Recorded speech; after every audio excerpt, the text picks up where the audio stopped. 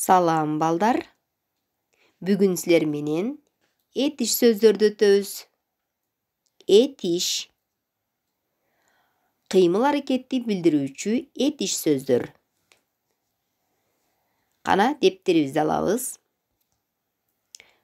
Кыргыз тилин үйрөнөбүз. Көрдүңөр балдар, тамгаларыбызда кыймыл аракетти билдирип жатат. Кыймыл аракетти билдирүүчү этиш сөздөр.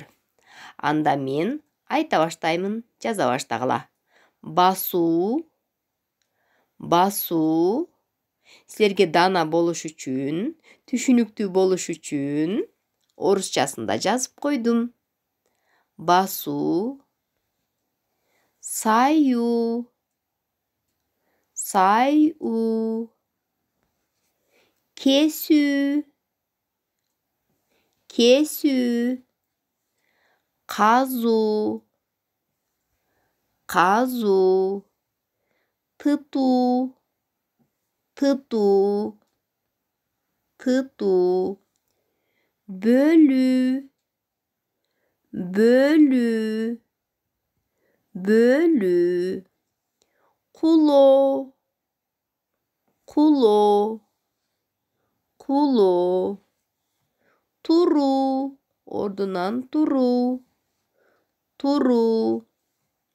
Отуруу, орундукка отуруу, отуруу.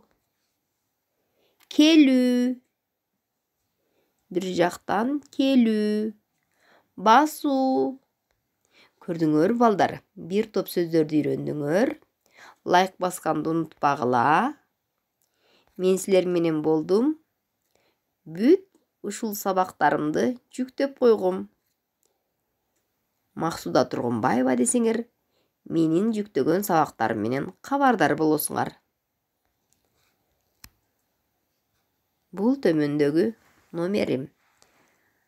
Түшүнбөгөн суроолоруңар болсо, сурагыла, жооп бергенге даярмын. Анда кийинки сабакка чейин жолугушканча.